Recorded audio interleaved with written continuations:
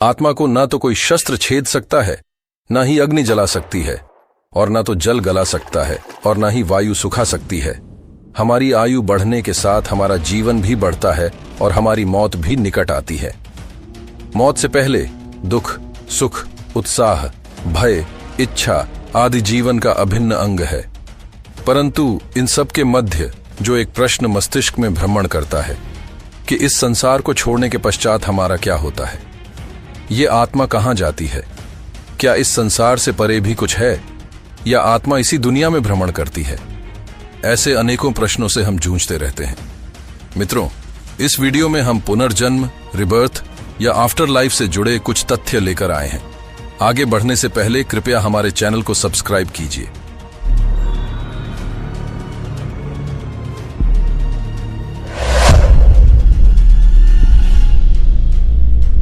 पुराणों के अनुसार मृत्यु के पश्चात आत्मा इस शरीर को त्याग कर दूसरा शरीर धारण करती है।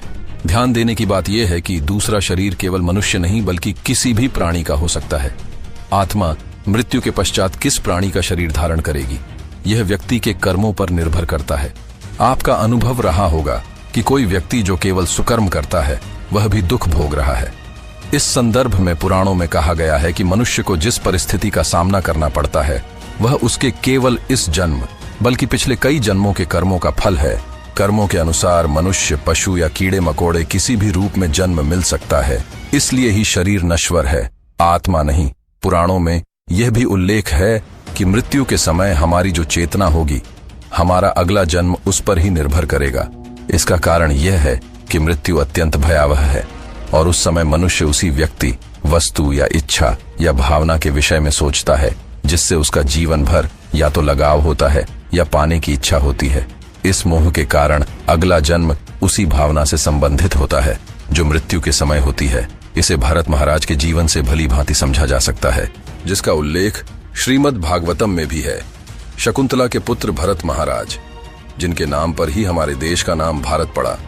भरत राजा को जीवन के एक पड़ाव पर आकर्षक वैराग्य हो गया और वह राजपाट त्याग कर एक जंगल में तपस्या करने चले गए। एक दिन स्नान के पश्चात महाराज भरत नदी के तट पर जप कर रहे थे। तभी एक गर्भवती हिरनी पानी पीने के लिए तट पर पहुंची। अचानक ही एक शेर की दहाड़ सुनकर हिरनी भैंसे नदी को पार करने के प्रयास में कूद गई और इसी बीच उसने एक बच्चे को जन्म दिया जो नदी में ही गिर गया। नदी के दूसरी पार जाकर हिरनी ने प्राण त्याग दिए। भरत महाराज यह सब देख रहे थे। एक बच्चा जिसने जन्म के समय ही अपनी मां को खो दिया, उस पर भरत महाराज को दया आ गई और वह उसे अपनी कुटिया में ले आए। उसका पालन पोषण जंगली जानवरों से बचाना था, अब उनका कर्तव्य बन गया था और देखते ही देखते उस हिरण के बच्चे से उन्हें प्रेम हो गया। इतना मोह कि वह प्रतिदिन संध्या के समय के वापस आने की प्रतीक्षा करते थे। उनके विचारों में कहीं ना कहीं वह हिरण निवास करता था। मित्रों, यह वही भरत महाराज थे जिन्होंने राज्य त्याग कर संन्यास ले लिया था। कुछ समय पश्चात जब महाराज की मृत्यु समीप थी, जिसका उनको आभास हो गया था, वह केवल यही सोचते थे कि उनकी मृत्यु के बाद उस हिरण का क्या होगा, और अपनी अंतिम सांस तक उन्होंने यही विचार किया, जिसका परिणाम यह हुआ कि उनका अगला जन्म हिरण के रूप में हुआ। भरत महाराज भगवान के शुद्ध भक्त थे और ईश्वर की कृपा से उनको अपना पिछला जन्म स्मरण था। अपने हिरण के जन्म में वह इसी कुटिया में पूरे जीवन जप, तप और ध्यान करते रहे। परिणाम स्वरूप अगले जन्म में पुनः मनुष्य शरीर जड़ भरत के रूप में प्राप्त किया और इस जन्म में ही उन्हें मोक्ष प्राप्ति हुई। पुराणों में यह भी उल्लेख है कि मोक्ष की प्राप्ति केवल मनुष्य जन्म के बाद ही संभव है। भगवत गीता में भगवान कृष्ण ने कहा है, अंत काले च मामेव स्मरण मुक्त्वा कलेवरम यहाँ प्रयाति सहमत भावम याति नास्त अंतरम संचयाः। अर्थात जो पुरुष अंतकाल में मुझको ही स्मरण करता हुआ शरीर को त्याग कर जाता है वह मेरे साक्षात स्वरूप को प्राप्त होता है, इसमें संशय नहीं है। इसलिए ही कहा जाता है कि जिसकी मृत्यु सुधर गई उसका जीवन सुधर गया। तो मित्रों, मनुष्य जीवन का उद्देश्य है मोक्ष प्राप्ति, अर्थात भगवान को प्राप्त करना।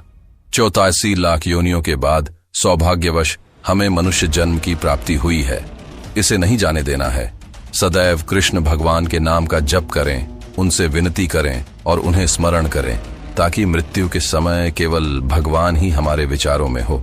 इसके पश्चात आपकी आत्मा किसी भी प्राणी का शरीर धारण नहीं करेगी, अपितु सीधा अपने गंतव्य स्थान पर ही पहुंचेगी। आज का एपिसोड आपको कैसा लगा, कृपया कमेंट बॉक्स में बताइए। आपके इस विषय में जो विचार है वो भी व्यक्त कीजिए। मुझे अंत तक सुनने के लिए आपका बहुत बहुत शुक्रिया।